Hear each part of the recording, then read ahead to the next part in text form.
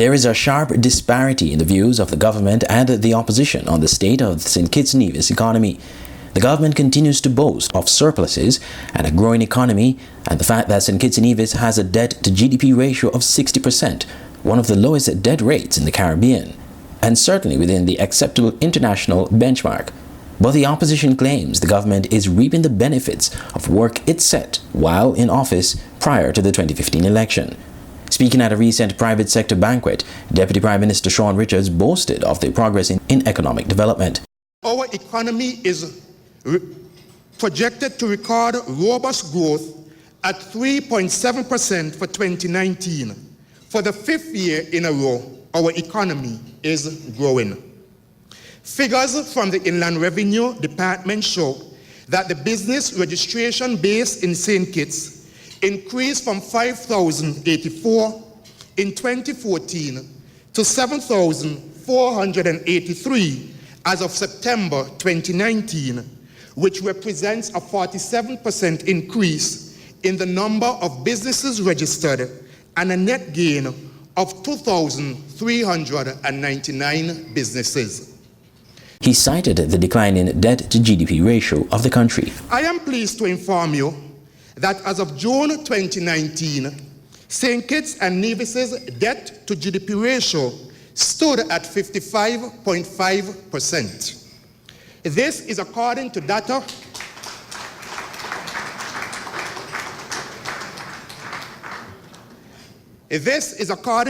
from the Ministry of Finance.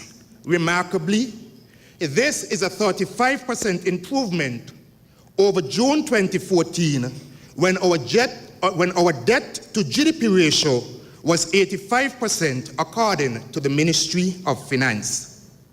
To further the good news is that, although it was reported that we attained the Eastern Caribbean Currency Union's ECCU's target benchmark of 60% in December 2018, becoming the first independent state in the ECCU to do so 12 years ahead of the target date, I have learned that based on revised GDP numbers the Ministry of Finance just received this month, St. Kitts and Nevis actually outdid itself by attaining the 60% debt-to-GDP ratio not in December 2018, but even earlier in March 2016, 13 months after the Team Unity administration took office. However, the opposition St. Kitts Nevis Labour Party claims the government cannot accept credit for the decline in debt.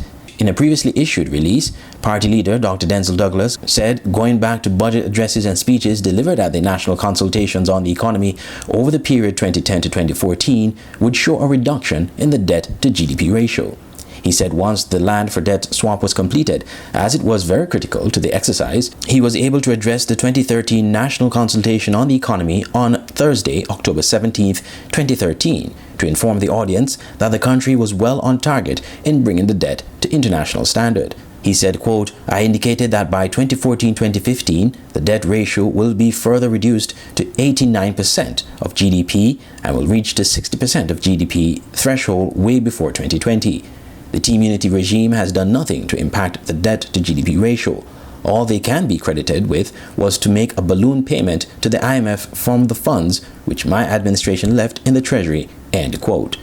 A press release from the government said that the Team Unity government was praised by the IMF officials when they met with Prime Minister Dr. Timothy Harris over the weekend. Andre Huey, SKN Newsline.